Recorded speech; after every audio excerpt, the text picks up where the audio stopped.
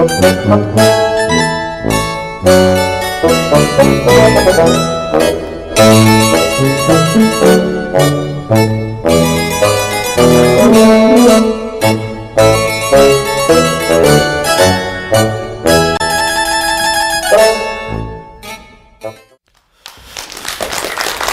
반갑습니다. 안녕하세요.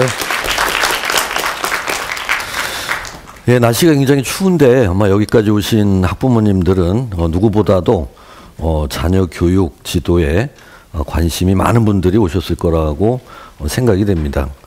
자녀들 키우는 게 이렇게 만만치 않죠?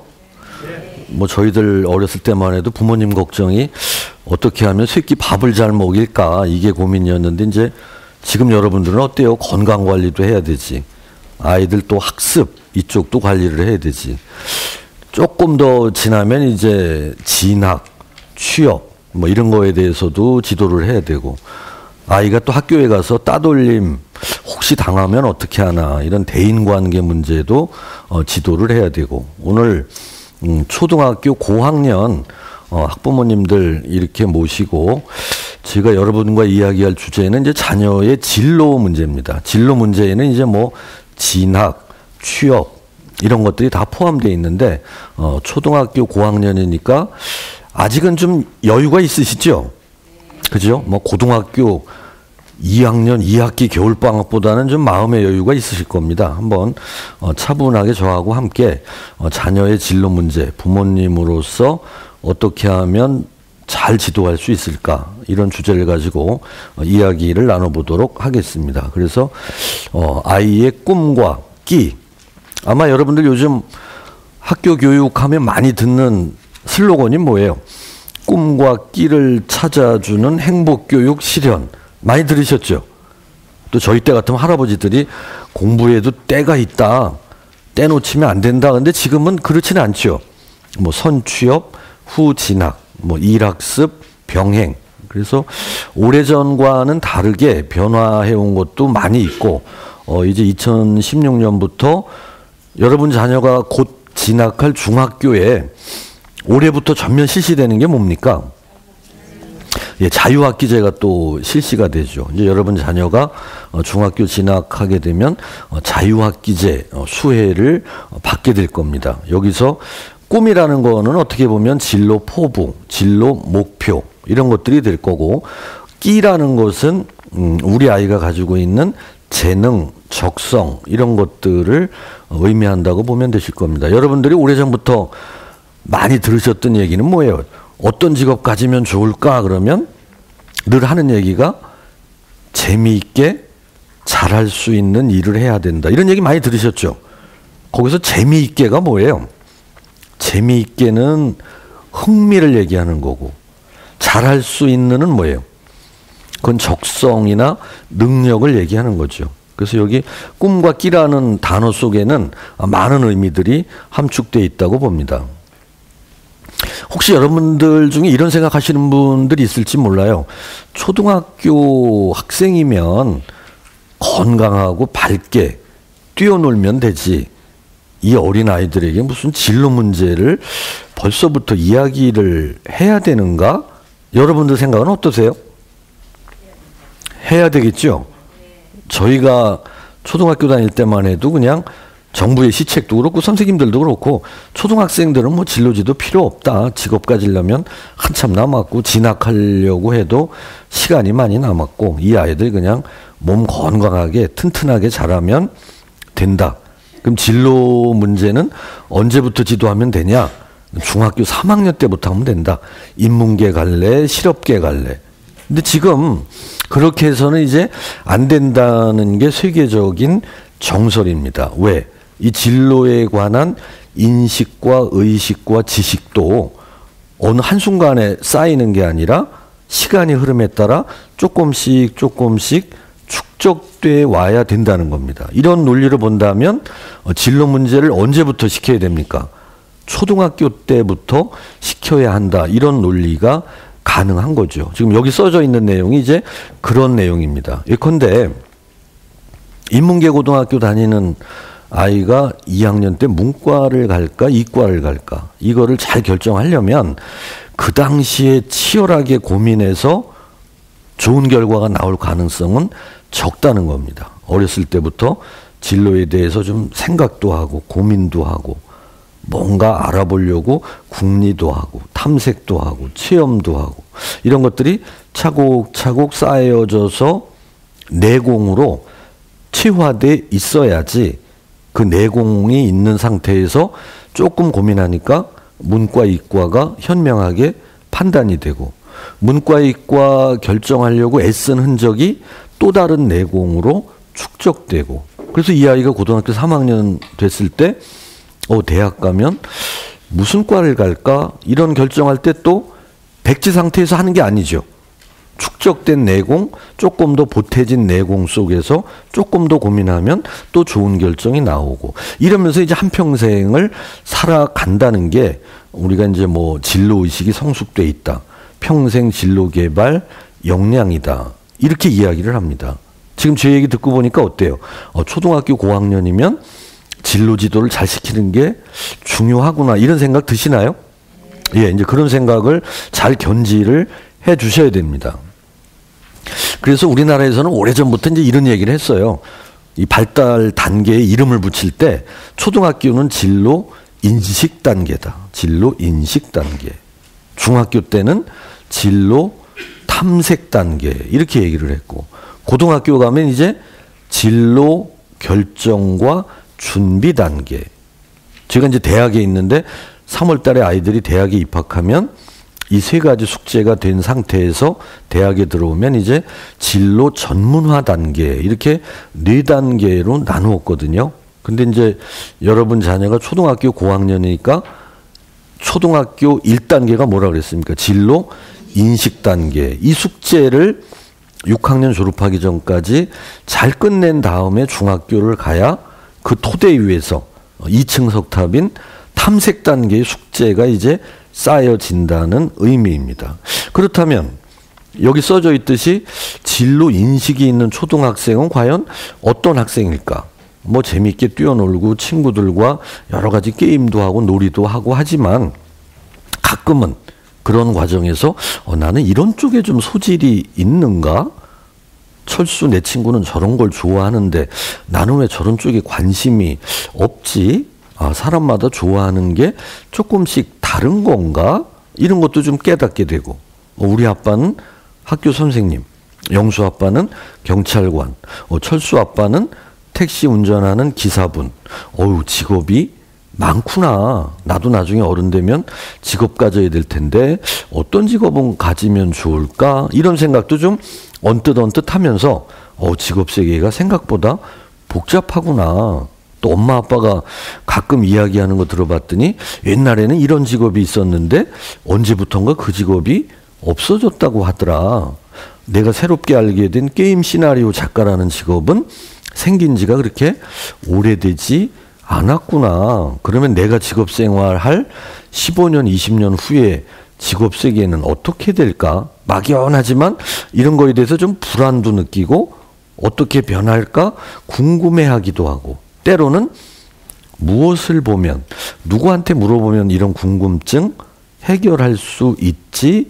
이런 생각도 하는 아이. 그러면서 결국 나도 나중에 학교 졸업하고 성인이 되면 돈을 벌어야 하고 돈을 벌려면 직업 가져야 되고 그렇다면 이 많은 직업 중에 과연 어떤 직업을 가져야 할까? 이게 생각보다 그렇게 쉬운 문제가 아닐 수도 있겠네. 이런 생각을 가진 아이가 초등학생으로서 이 진로 인식이 있는 아이라는 겁니다. 그래서 이게 잘 형성돼야 중학교 가면 이제 1층 석탑 인식이라는 탑 위에 탐색이라는 2층 석탑이 쌓이고 고등학교에 가면 3층 석탑 진로 결정과 준비라는 요 숙제들이 단계별로 차곡차곡 이루어져야 된다는 겁니다. 어떻게 보면 초등학교 고학년이면 이제 탑 중에 1층 석탑의 기반이잖아요, 이게. 이 탑이 튼실하게 쌓여져 있어야 중학교, 고등학교에 가서 그 위에 놓이는 2층, 3층 석탑도 튼실한 반석 위에서 자기 기능을 하게 될 겁니다. 이렇게 본다면 어때요? 여기까지 얘기 들으니까 정말 초등학교 시절에 진로 문제에 대해서 생각하고 고민하게 하는 게 중요한 거구나. 이런 거에 대해서 조금 더 구체적으로 느끼시나요? 어때요? 예. 자, 그 다음에 봅시다. 그래서 여러분들도 이제 자녀들 진로 문제 지도하려고 제가 작업이라는 표현을 썼어요. 뭔가 작업을 하시죠. 저 이런 강의 듣고 집에 가시면 이게 공부만 하라고 닥달할 게 아니라 진로 문제에 대해서도 뭔가 내가 이끌어주고 조치를 취해야 되는 거 아닌가? 이럴 때 여러분들은 주로 어떤 일을 하실까? 아마 여기 써 있듯이 가끔은 자녀와 먼 미래 얘기지만 너는 나중에 크면 어떤 직업 갖고 싶어? 뭐 이런 얘기도 한번 해보시고 어제 저녁에 8시 뉴스 봤더니 요즘 청소년들이 좋아하는 직업은 우리 때와 다르더라. 우리 때는 여러분 초등학교 시절에는 장래의 꿈이 뭐야? 그러면 뭐가 많이 나왔나요? 대통령 많이 나왔어요. 그죠? 대통령. 저는 그때 대통령은 한 명밖에 없는데 이 많은 사람들이 다 대통령 된다고 하면 나머지는 다 패배자가 될 텐데 어떻게 하지? 근데 요즘은 많이 바뀌었죠.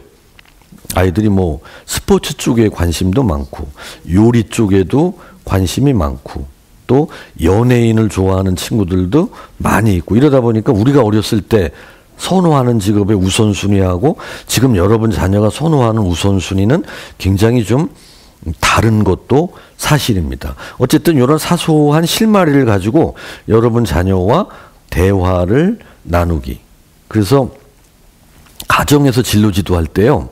이게 효과가 있으려면 자녀가 진로 지도 당하는 줄 모르게 지도를 해야 효과가 있더라고요. 이 뜻이 전달이 되나요?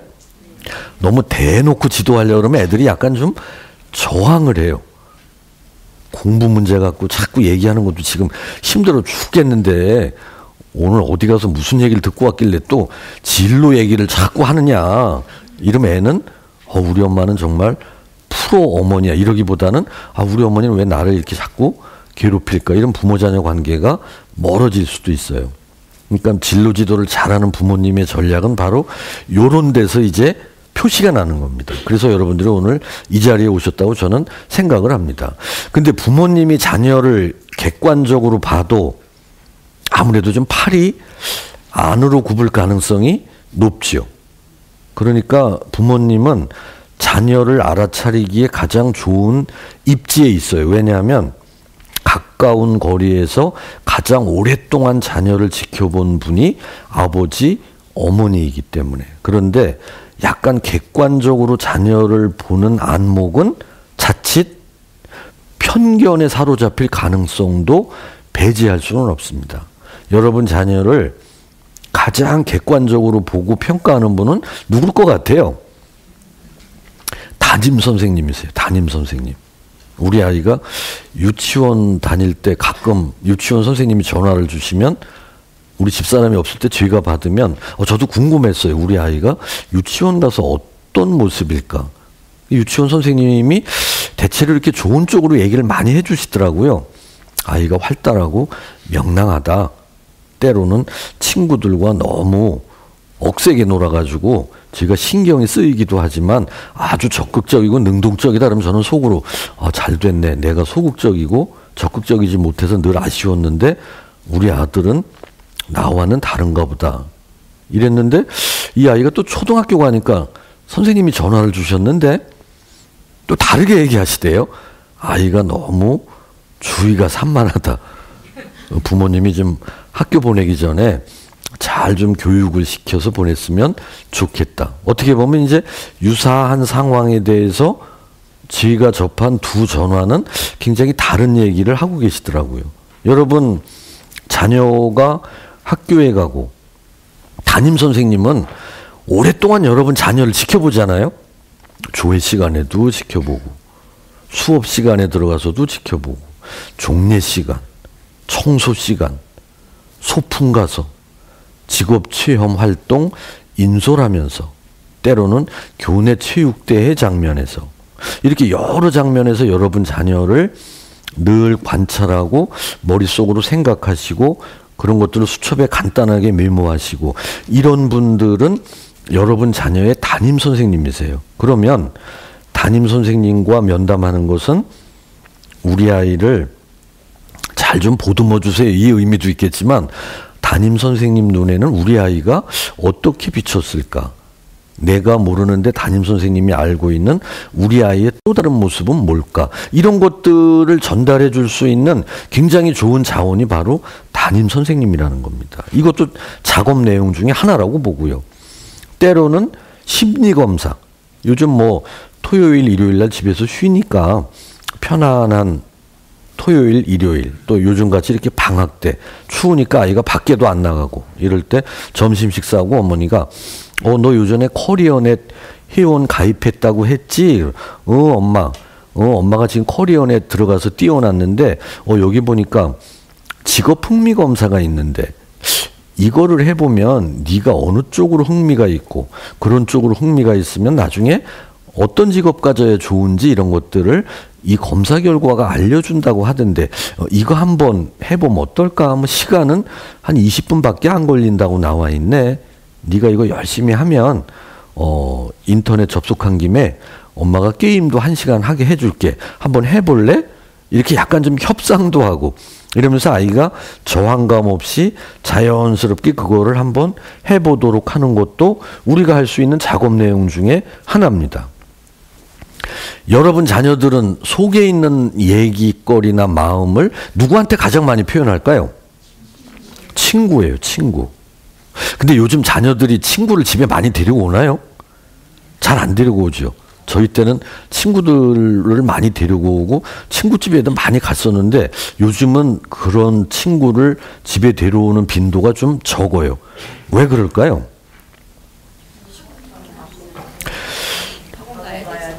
학원 가야 되기 때문에 데리고 올 시간도 없고 집에 데리고 와봐야 어머니가 자꾸 잔소리하고 또 집보다 밖에 더 재밌는 장소가 많이 있기 때문에 그래도 간혹 여러분 자녀가 친구를 데리고 왔을 때 내가 몰랐던 이야기를 전달해 줄 중요한 자원이다. 이 친구가.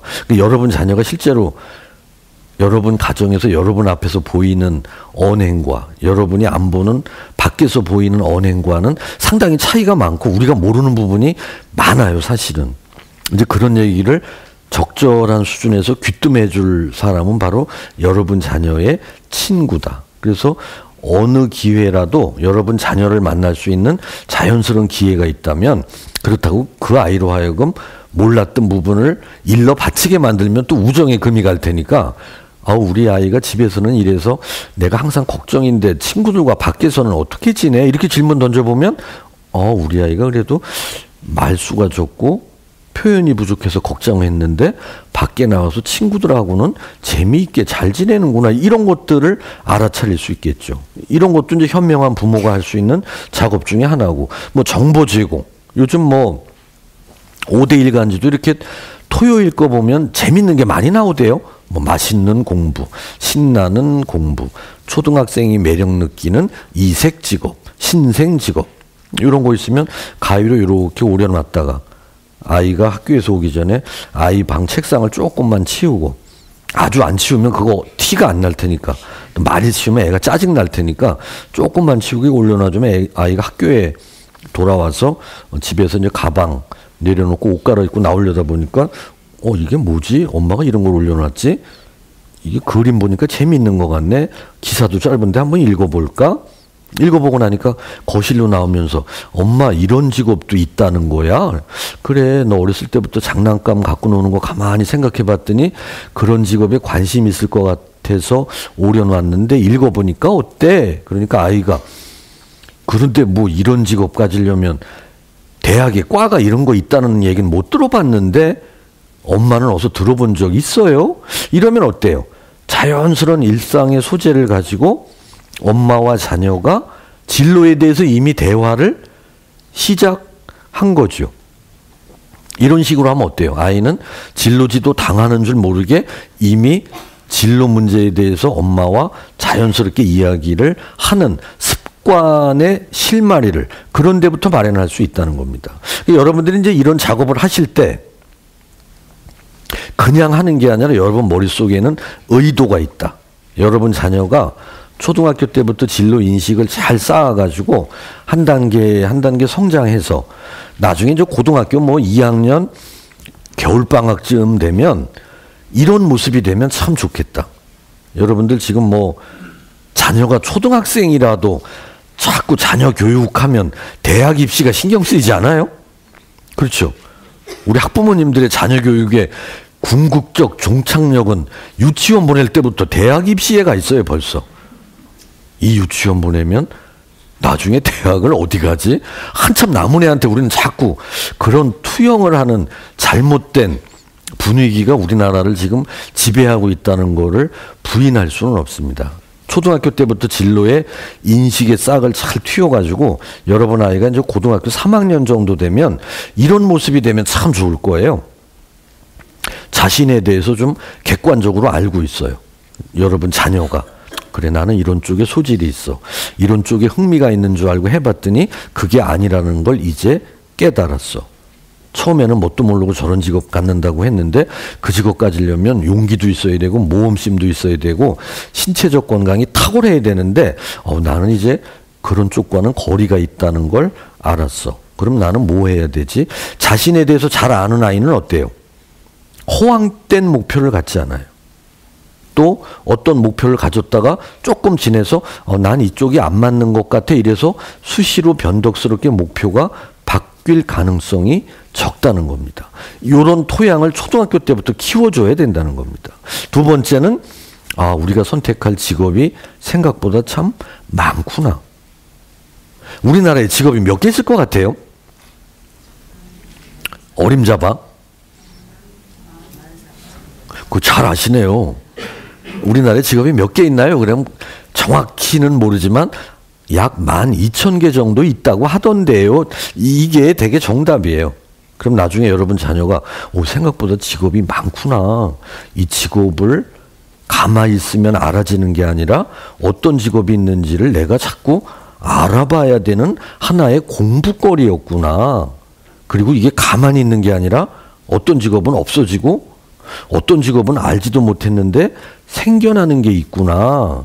이런 걸 따라잡아야 하는 거였네. 이런 생각을 초등학교 때부터 어렴풋이 갖고 이런 것이 이제 고등학교 3학년쯤 되면 이제 이런 판세를 객관적으로 볼 수 있는 시각을 갖춘 아이가 되도록 만들어야 되고 세 번째는 다른 결정은 몰라도 진로, 진학, 취업 이런 것과 관련된 결정은 친구 따라 강남 가듯 해서도 안 되고 요즘 인기 있는 드라마 주인공이 그 직업 가졌다고 그쪽으로 쏠려서도 안 되고 요모조모 따져서 신중하게 해야 할 중요한 결정거리구나.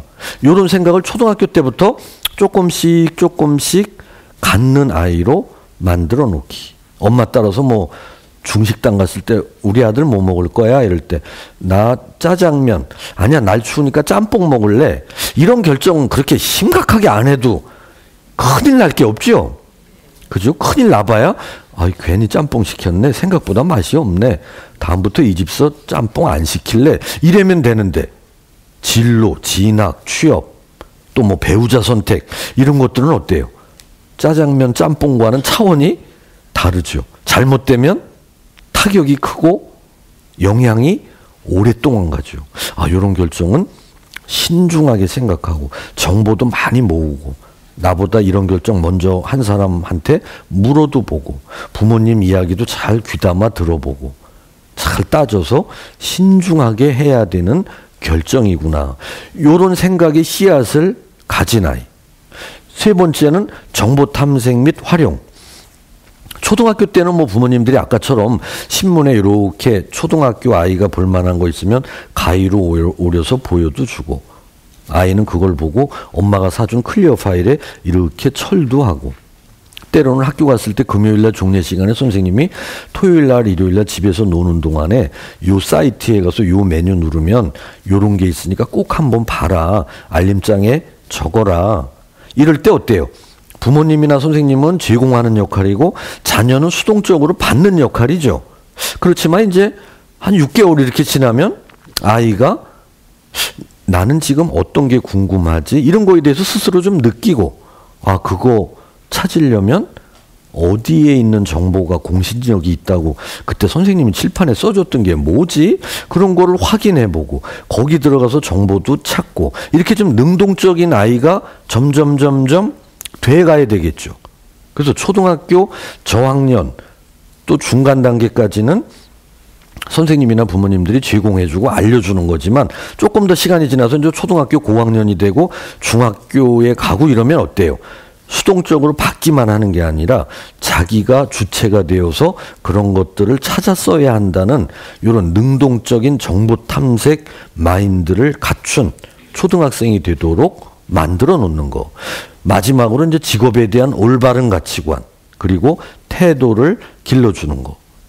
제가 초등학교 고학년 학생들 모아놓고 진로 프로그램 할 때, 자, 여러분, 우리는 직업을 왜 가질까요? 이런 뭐라 그럴 것 같아요? 먹고 살려고요.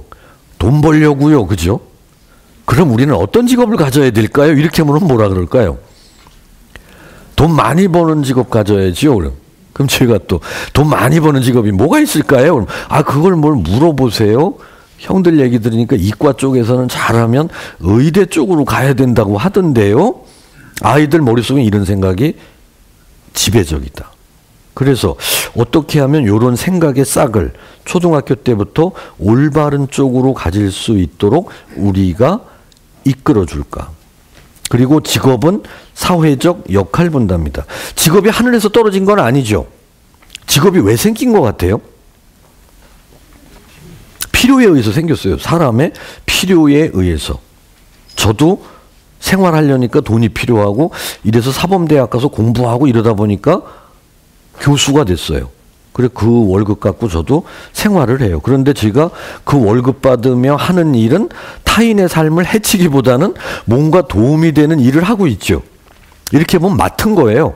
대학에서 상담 가르치는 건 제가 맡았습니다.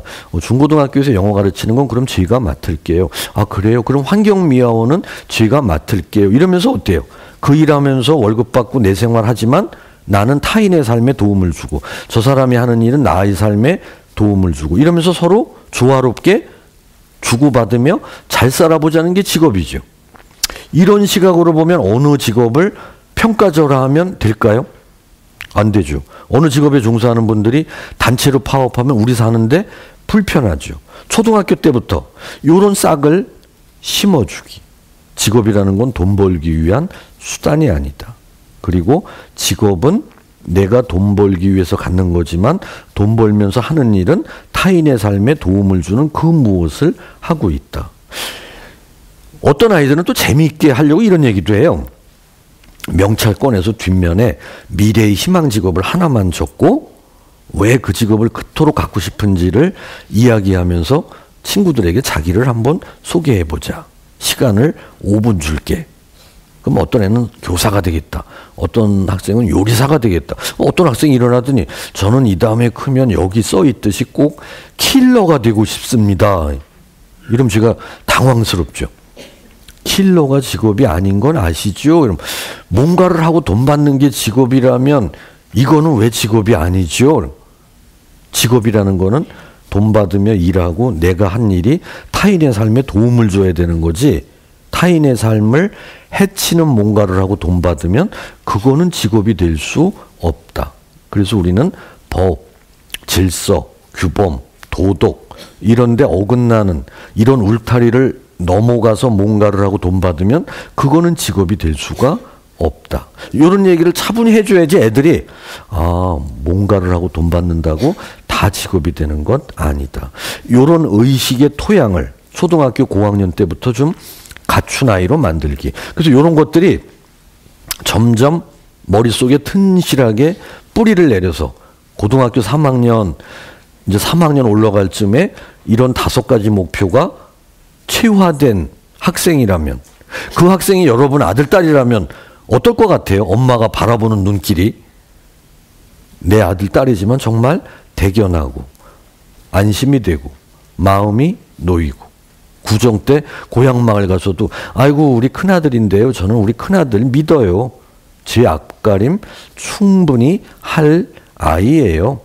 성적이 이렇게 썩 좋지는 않지만 저는 우리 큰아들 생각하면 아무 걱정이 안 돼요. 이런 아이로 만들어 놓는 게 우리가 추구하는 자녀 진로 교육의 목표라는 겁니다. 무슨 얘기인지 아시겠죠? 이 거대한 목표를 향해 가는데 진학이라는 것도 한켠에 있는 거지. 이게 전부는 결코 아니라는 겁니다. 이 진로라는 말을 한자로 쓰면 진짜가 무슨 진짜예요? 나갈 진. 로자는 뭐예요?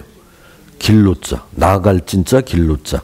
남아있는 내 인생길 무엇을 바라보며 어떤 일을 하면서 하루하루 그 길을 걸어갈 건가. 그럼 그 진로라는 단어 속에서는 저도 그 안에 포함되어 있죠. 저도 오늘 KTX 타고 내려오면서 지금 내 진로는 괜찮은 건가? 진로 강의하러 가는데 여기 있는 학부모님들도 어때요? 여러분 진로도 지금 머릿속 한켠에 있죠. 어떤 부모님들은 막내가 대학만 가면 그때부터는 나도 내 인생 한번 살아볼 거야. 이게 여러분의 진로에 대한 미래 청사진의 도화지가 될 수 있겠죠. 그 도화지에 어떤 그림을 그리며 어떤 일을 하며 살 것인가를 위해서는 지금 여러분들도 서서히 준비를 해야 되는 거죠. 그게 여러분의 진로고 나의 진로고 여러분 자녀의 진로다. 그래서 생애 발달 과정에 있는 모든 사람들 중에서 이 진로라는 단어에서 해방된 사람은 사실상 존재하지 않는다. 평생 동안 필요하다. 평생 동안 필요한 이 진로의 싹을 언제부터 키워줘야 돼요? 초등학교 때부터 그 밑거름을 튼실히 해야 된다는 것을 꼭 기억해 주시기 바랍니다. 아까 제가 이제 5가지 목표를 얘기했는데 여기 보면 이제 여러분 자녀가 내 자신에 대해서 알도록 하려면 엄마로서 아빠로서 나는 어떤 작업을 하면 좋을까? 때로는 뭐 부모님들이 추운 겨울날 저녁에 차 한잔 하시면서 당신은 우리 큰아이 내년이면 벌써 6학년이야. 우리 큰아이 어린 시절 하면 가장 떠오르는 기억 2가지 하면 뭐가 기억나? 이런 얘기도 한번 해보시고 이게 이제 부모로서 자녀의 특성을 파악하려는 노력의 일환이죠. 당신이 옛날에 외국 출장 갔다 올 때 우리 아이 주려고 비싼 장난감 사왔었잖아. 근데 우리 애가 왜 좀 시큰둥했잖아. 그때 당신 좀 삐졌었지. 당신은 왜 우리 애가 그 장난감 사오면 좋아할 거로 생각했어?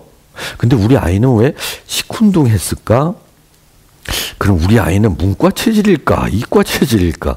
이런 거를 대화의 소재로 삼는 것도 부부가 자녀의 특성을 파악하려는 노력의 한 가닥이라고 볼 수 있다. 뭐 조금 더 체계적으로 할 때 홀랜드라는 얘기 들어봤나요?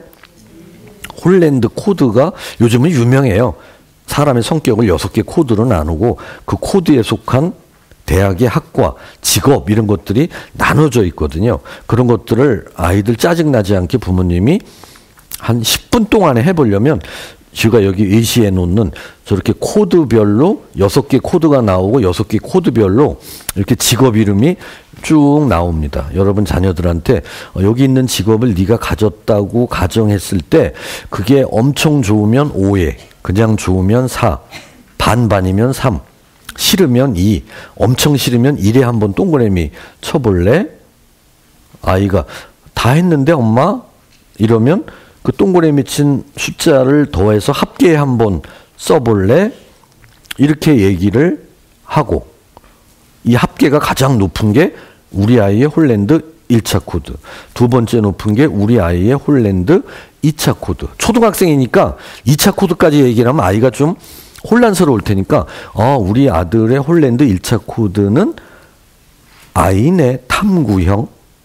엄마 탐구형이 뭐야? 그러면 엄마가 이런 활동지 갖고 여기 봐봐, 탐구형은 성격 특징은 이렇고 적성은 이렇고 앞으로 진로 직업은 이런 쪽이 맞대. 엄마하고 같이 한번 형광펜으로 줄치며 읽어볼까? 읽어보니까 느낌이 어때? 이런 거 하는 게 부모님이 우리 아이의 특성을 파악하려고 뭔가 자녀 진로 지도를 하시는 거라고 보면 되겠습니다. 그런데 초등학교 때는 어떤 성격이나 적성이나 흥미가 완전히 이제 세팅이 돼서 확정됐다. 이렇게 보기에는 좀 무리죠. 아직은 좀 유연성이 있어요. 어쪽으로 세팅될지는 확언할 수는 없습니다. 단지 방향이 이쪽인 것 같기는 해. 이 정도 수준이에요. 그렇기 때문에 초등학생을 위한 진로 검사는 많지가 않아요. 왜냐하면 아직 이렇게 딱 세팅되지도 않은 애를 너는 이거야 하고 딱 못을 박으면 어때요? 앞으로 펼쳐질 융통성 있는 많은 지평을 다 배제하고 좁은 골짜기로 아이를 몰아넣는 우를 범할 수 있기 때문에, 그래서 약간 유연성 있는 마음으로 이런 걸 하는 이유는 우리 아들의 홀랜드 1차 코드가 아이야 요거를 알아보기보다는 여러분 아이로 하여금 내가 어떤 특성 가졌는지 알아보는 게 중요한 거였구나. 이런 거 알아보려면 이런 방법이 있었구나. 이거 해봤더니 내가 I 코드로 나왔다는데 읽어보니까 조금 일리가 있는 것 같고, I 코드 옆에 있는 A 코드에 써져 있는 내용도 나와 유사한 내용이 많이 써져 있는데 조금 혼란스럽기도 하네. 뭐를 해보면 더 정확히 알 수 있을까? 요런 생각을 가진 아이로 만들어 놓을 때 이제 요런 활동지를 쓰기도 합니다. 그리고 직업 세계에 대해서 알도록 할 때 신문에서 직업 이름 찾아보기. 제가 이제 이걸 한번 우리 큰아이 6학년, 우리 작은 아이가 4학년 때 이제 집에서 보는 신문 있잖아요. 집에서 보는 신문을 예컨대 오늘 날짜 A신문에 어떤 사회면 아이가 이해하기 쉬운 기사를 복사를 해가지고 2장을 주고, 또 A4 용지 깨끗한 걸 한 장 나눠주고, 아들하고 딸한테 이거 오늘 신문이거든, 요 기사 읽으면서 직업 이름이 나오면 동그라미를 쳐. 그리고 동그라미 친 직업 이름을 아빠가 준 복사 용지에 옮겨 적어봐. 1, 뭐 이렇게. 상황이 이해가 가시죠? 제가 이제 이런 거 했던 이유는 사소한 일상의 소재를 가지고 아이들이 직업이 생각보다 많네. 뭐가 직업이고 뭐가 직업이 아닌지를 스스로 느끼고 두 명이 하면 서로 자연스럽게 토론하지 않을까? 원래는 직업 이름 쓴 게 똑같아야 되죠. 똑같은 기사를 보고 썼으니까.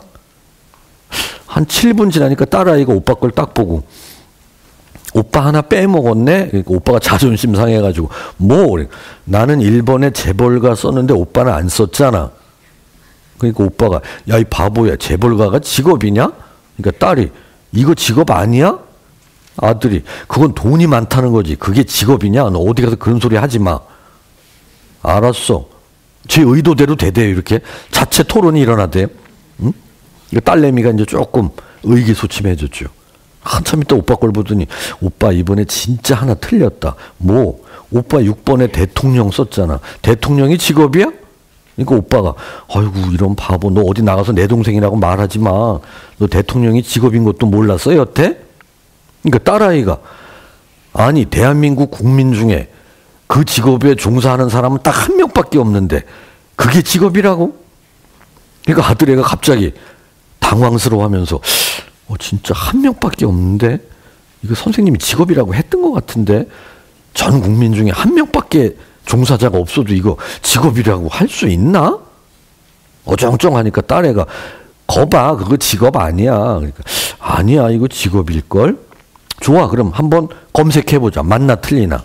이렇게 할 때 제가 이런 방법도 써봤어요. 자연스럽게 아이들로 하여금 직업이 생각보다 많네. 뭐가 직업이고 뭐가 직업이 아닌지 알아보도록 할 때. 초동이 직업사전은 아마 커리어넷이라는 사이트 아시죠? 뭐 공공기관, 국민의 세금으로 운영되는 한국직업능력개발원에서 운영하는 커리어넷 들어가면 초동이 직업사전이니까 누구를 겨냥해서 만든 직업사전이에요? 초동이. 그러니까 초등학생용 직업사전, 이런 거를 보게 만들기. 아까 말씀드렸듯이 직업은 하늘에서 떨어진 게 아니라 사람의 필요에 의해서 생겼다는 걸 알도록 해주기. 또 직업 카드라는 거 혹시 들어보셨나요? 직업 카드가 있잖아요. 만화 캐릭터가 있고 간호사 있고 뒤집어 보면 무슨 일을 해요? 간호사가 되려면. 요런 이제 초등학생용 직업 카드를 가지고 아이하고 놀이하듯 하면서 아이로 하여금 직업이 많구나. 내가 모르는 직업도 많구나. 직업에 대해서 공부를 해야 되겠구나. 이런 생각 심어주게 할 때 직업 카드를 쓰기도 합니다. 직업 카드 쓰는 방법을 여기 제가 좀 예시를 해놨어요. 이게 직업 카드인데 이거 봤어? 그럼 선생님한테 얘기를 들었는데 엄마가 이거 어디서 가지고 왔어? 내가 어디서 이거 한번 빌려 갖고 왔는데 너 시험도 끝나고 요즘 한가하잖아. 이거 한번 해볼까? 그래. 이거 어떻게 하는 건데? 요게 60장이야. 초등학생용 직업 카드. 그럼 애가 그 직업이 60개나 돼? 엄청 많네. 그럼 엄마가 요전에 강의 들어봤더니 우리나라에 직업이 12,000개나 된대. 그럼 애가 어때요? 60개도 엄청 많은 것 같은데 12,000개 되면 이건 일부에 불과하네. 직업이 생각보다 많네. 이런 생각 갖게 하려는 의도. 자, 아무개야. 요 직업 카드의 직업 이름을 보고 아는 직업은 오른쪽에 놓고 모르는 직업은 왼쪽에 한번 놔볼래? 그럼 어때요? 왼쪽으로 가는 직업의 숫자가 들어갈수록 애는 무슨 생각을 해요? 60장 중에도 모르는 쪽으로 직업이 자꾸 가네. 12,000개를 다 보면 모르는 게 얼마나 많을까? 이런 생각 깨닫게 하고. 다 했으면 왼쪽에 있는 직업 카드 뒤집어서 한번 읽어봐라. 뒷면을. 알았으니까 이제 오른쪽에 놔라. 그럼 어떤 효과가 있어요? 몰랐던 직업을 하나 알게 해주는 효과가 있는 거죠. 그거 다 한 다음에 여기 네 번째처럼 자 이제 직업 이름 보고 난 이 직업 엄청 좋아. 그럼 오른쪽에. 이 직업은 싫어. 그럼 왼쪽에. 이 직업은 반반이야. 그럼 가운데. 그럼 60장의 직업이 몇 개로 나눠져요? 3개로 나눠지죠. 이 3개로 나눠진 걸 갖고 이제 자 이유별로 싫어하는 쪽에 있는 직업 카드 몇 장이야? 23장. 아이고 우리 아무개는 이런 직업들을 싫어하고 있었네. 지금부터 23장을 보고 그 직업이 왜 싫은지 생각하고 싫어하는 이유가 같은 것끼리 한번 묶어볼래? 이러면 어때요? 애는 생각을 하게 돼요. 내가 이걸 왜 싫어하는 쪽에 놨지? 이거 돈 못 벌어서 싫어. 두 번째 거. 이거 왜 싫어하지 내가? 이거 돈 못 벌어. 돈 못 벌어의 2장이죠. 세 번째 거 왜 어렸을 때부터 엄마 아빠가 이런 거 하지 말라 그랬어. 이건 왜 싫지? 야, 이건 사회에서 대접 못 받아. 이런 벌써 통째로 싫어했던 23개가 3그룹으로 나눠지죠. 이걸 하고 나면 어때요? 나는 이런 특징을 가진 직업들을 지금 싫어하고 있었구나. 이걸 깨닫게 하는 거예요. 어떤 아이는 또 이거 왜 싫어해? 돈 못 벌어. 두 번째 거 왜 싫어해? 돈 못 벌어. 세 번째 거 돈 못 벌어. 네 번째 거 돈 못 벌어. 속으로 무슨 생각을 해요? 나는 왜 돈에 이렇게 집착하지? 선생님이 직업 선택 기준이 여러 개라고 했는데 나는 왜 돈 하나 갖고 반으로 딱 나눠줬네? 그 다음에 무슨 생각을 해요? 내 생각이 좀 잘못된 거 아니야? 이 생각 좀 바꿔야 되는 거 아니야? 이런 걸 자연스럽게 느끼게 하는 게 이런 직업 카드입니다. 좋아하는 쪽에 있는 직업 카드도 좋아하는 이유가 같은 것끼리 분류해봐라. 야, 좋아하는 쪽에 있는 직업 카드 몇 장이야? 17장이에요. 17장 중에 네가 진짜 좋아하는 거 5개만 골라볼래? 골라가지고 엄마 5개 골랐어. 야, 그거를 순위 매겨봐. 1순위 2순위, 3순위, 4순위, 5순위. 이게 말로 하는 것보다 물건을 가지고 직접 이걸 위에 놨다 아래 놨다 다 한 다음에 엄마가 왜 요건 1순위고 요건 2순위야? 그럼 애는 또 생각을 하겠죠. 그런 이유 때문이라면 이거는 왜 5순위에도 못 꼈을까? 이러면서 아이의 진로에 대한 의식은 점점 성숙해 가게 되는 겁니다. 의사결정을 합리적으로 할 때 아까처럼 뭐 먹을래? 이럴 때 나 그냥 짬뽕 먹을래? 이렇게 쉽게 하는 분. 왜 어머님들도 쇼핑할 때 스타일이 다르죠? 어떤 어머니 가자마자 점원한테 적어주세요. 카드 탁 내밀면 아무개 엄마 저렇게 고가품은 어떻게 그렇게 쉽게 결정해? 감이 왔어. 나 이런 식으로 결정해서 실수한 적 없어. 이런 어머니를 이제 직관적 유형이라 그래요. 살려고 하다가 옆에 있는 아주머니가 근데 색감이 좀 그렇지 않아? 그럼 좀 그렇지. 바꾸고 또 바꾸고 사가지고 집에 왔다가 남편이 뭐라 그러니까 그 다음날 추워 죽겠는데 또 가서 바꾸고 이런 일이 자꾸 일어나면 이분은 이제 의존적. 그래서 합리적, 직관적, 의존적. 우리는 이 3개를 다 갖고 있는데 상황에 따라 진로, 진학, 취업 이런 것들은 어떻게 하는 게 오류가 없을까요? 합리적으로 해야 오류가 없겠죠. 요모조모 따져서 여기 볼 수 있는 것처럼 앞으로 성인이 되었을 때 자신이 하고 싶은 일과 갖고 싶은 직업을 적어보도록 하고 그 이유를 순서대로 한번 번호를 써놓도록 하면서 우리 아이가 생각을 좀 구체화하도록 만드는 겁니다. 그리고 아이들이 나중에 꼼꼼하게 따질 때 초등학생한테 할 땐 쥐가 너 방학을 맞아가지고 사고 싶은 물건이 3가지가 있어. 여기다 이제 물건 A, 물건 B, 물건 C 이렇게 써놓고 엄마한테 얘기했더니 사주신다고 했어. 근데 엄마가 주실 돈으로는 3가지 물건 중에 하나밖에 못 사. 그럼 넌 어떤 거를 1번으로 살 거야? 초등학생은 이제 5점 척도하면 좀 까다로울 수도 있으니까 그냥 상중하 이래가지고 여기다가 비교 항목을 만드는 거죠. 가장 재미있는 거는 어느 것일까? 2. 나에게 시급히 필요한 것은 어느 것일까? 이래가지고 상중하의 표시라고 나중에 상은 3점, 중은 2점, 하는 1점 이래가지고 더했더니 2번째 물건이 값이 숫자가 가장 높다. 이거 살래. 이런 갈등에서 벗어날 수 있죠. 초등학교 때부터 이런 인식을 심어주면 나중에 정시모집에 학과를 소신지원 가군 A대학에 무슨 과를 쓸까? 내가 지금 염두에 두는 과가 5개인데 그럼 그때는 여기 이제 물건이 아니고 뭐가 나올까요? 학과 이름이 나오겠죠. 여기다가 나의 적성의 관점에서 봤을 때 흥미의 관점에서 봤을 때 부모님의 기대, 장래성 이래가지고 또 동그라미를 쳐봤더니 첫 번째가 가장 높다. 좋다. 이거 정시, 소신지원, 가군 A대학에 이 학과를 쓰자. 이런 아이로 거듭 태어날 싹을 초등학교 때부터 이렇게 물건 같은 거 갖고 재미있게 하면 애들은 재미로 하지만 머릿속에는 무슨 생각을 해요?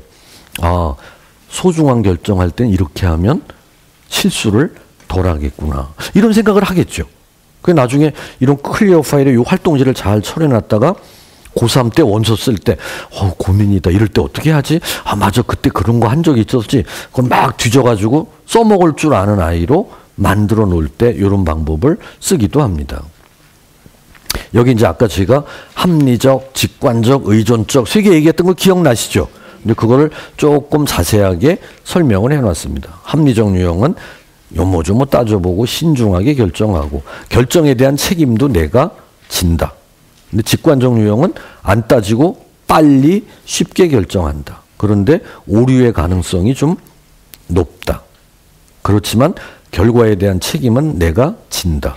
의존적 유형은 내 마음이 딴 사람에 의해서 자꾸 흔들린다. 결과가 잘못됐을 때 내 책임이라고 안 하고 자꾸 그때 엄마가 그렇게 하라 그래서 했는데 담임선생님이 그 학과 쓰라 그래서 썼는데 이렇게 책임을 전가하더라.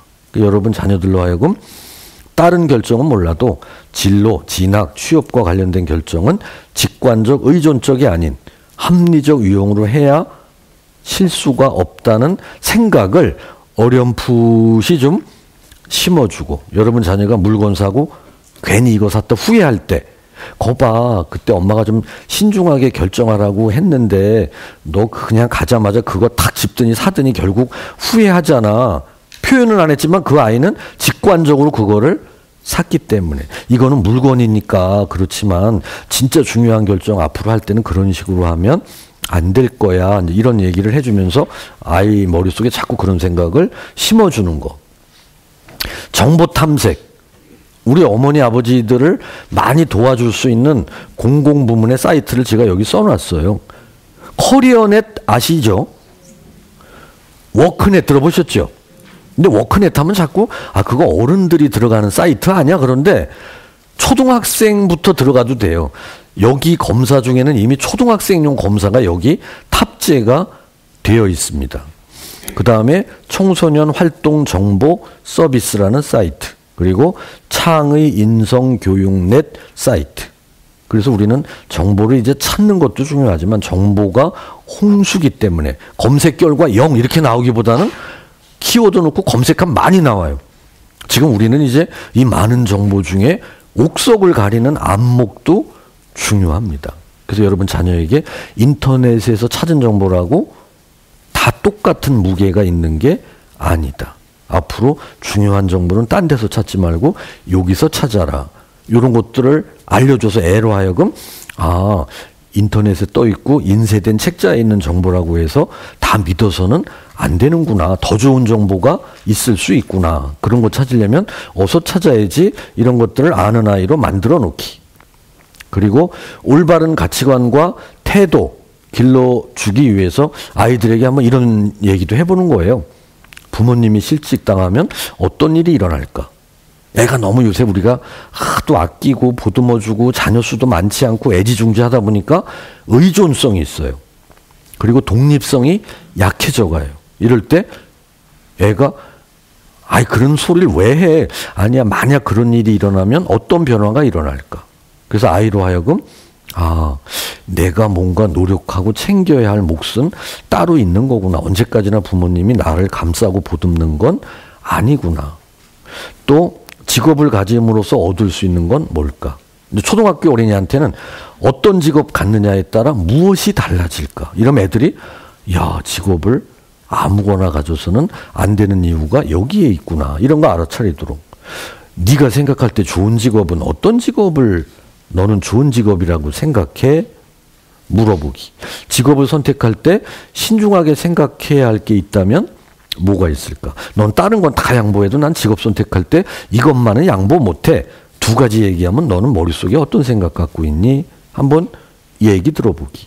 또 직업에 대한 올바른 준비 자세는 어떤가? 요즘에 라디오 들으니까 뭐 재밌는 꽁트 이런 게 나오대요. 아이고 우리 5학년 아무개는 꿈이 뭐예요? 저요 재벌 2세예요. 그래요? 뭐 애로사항이 있나요? 예, 아빠가 노력을 안 하세요. 이렇더라고요 보니까. 그래서 이 아이들이 직업에 대해서 지금 어떤 생각 갖고 있나? 어머니 아버지에 대한 의존성의 정도가 어느 정도인가? 나중에 우리가 연로하고 인생의 황혼에 왔을 때도 제가 앞가림을 제대로 할 강한 아이로 내가 키워놨는가? 어쩌면 어머니 아버지 입장에서는 자녀 진로지도 잘하는 거는 우리 입장에서 생각하면 우리 노후 준비의 1번 숙제 아니에요? 그렇죠. 걔가 진로에 대한 인식이 있고 앞가림할 역량을 갖춰놔야 우리도 노후에 남은 여생 신경 안 쓰고 편하게 살지. 이 아이를 나약하게 의존성 있게 해놔가지고 자꾸 기대려고 그러고 뭔가 나서서 안 하려고 그러고 언제까지나 부모님이 퍼줄 줄만 알고 이러면 우리 노후도 비참하고 그 아이의 남은 80년 100년 인생도 낙관할 수 없다는 겁니다. 이런 의미에서 이런 질문들 던져보고 여러분 자녀가 어떤 생각 가졌는지 알아보고 잘못된 거 있으면 표시나지 않게 이런저런 얘기도 하고 소설책 얘기도 하고 옛날 얘기도 하면서 생각을 조금 바꾸게 유도하도록 하는 게 부모님들의 역할이라고 봅니다. 뭐 잊지 말아야 할 것, 그래서 몇 가지 저희가 좀 써놨습니다. 무슨 검사하라, 적성검사, 지능검사, 흥미검사하라 이런 얘기도 있지만 가까운 거리에서 오랫동안 지켜본 부모님의 관찰. 근데 관찰의 한계는 뭐예요? 보이는 것 이상은 알 수가 없어요. 아이들과 대화. 이런 것들이 굉장히 도움이 많이 되고 어쩌면 검사보다 더 유용할 수도 있다. 그리고 능력이나 흥미는 그 분야나 각 아동에 따라 늦게 나타나는 경우도 있다. 그래서 부모님의 생각대로 아이의 능력을 규정하거나 너무 일찍 부모님의 뜻대로 아이의 진로를 일방적으로 규정하고 세팅시키는 것은 좀 위험하다.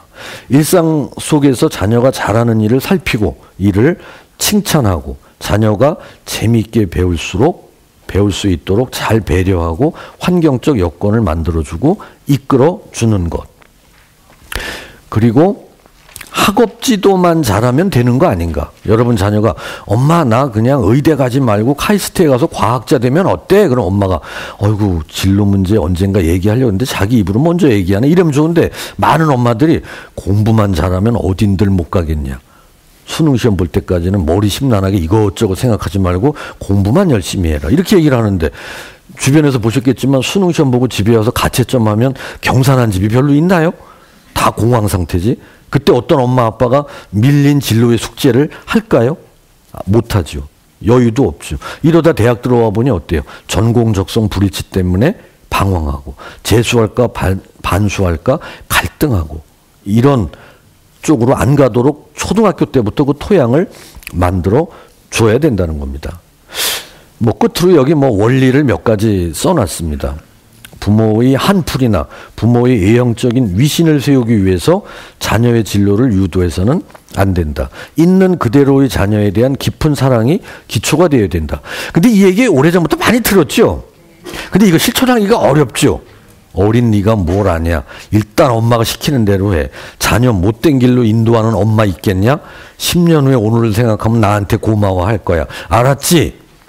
근데 운이 좋으면 그대로 될 수가 있는데 운이 안 좋으면 어때요? 요새 뭐 강연 백도씨 이런 데 보면 막 의대 다니다가 본과 1학년 때 가출하고 뭐 자퇴해가지고 요리사 되고 이런 사람들이 엄마 아빠의 일방적 강요에서 따라오긴 따라왔는데 언제 보니까 이게 내 길이 아니다. 더는 못 견디겠다. 이러면 안 되잖아요. 부모는 도와주는 역할에 머물러야 하고 궁극적으로는 자녀가 자신의 문제를 해결할 수 있는 힘을 가질 수 있도록 토양을 북돋워주는 게 우리가 할 역할이다. 진로지도는 일회성 활동이 아니다. 1년의 과정이다. 평생 동안 이루어진다. 그 과정 중 초등학교 시기는 아직 모든 게 세팅된 시기는 아니다. 변화 가능성이 얼마든지 있다. 이런 융통성을 가지고 자녀 교육에 임하면 좋을 것으로 생각이 됩니다. 예, 제가 준비한 강의는 여기까지입니다. 수고하셨습니다.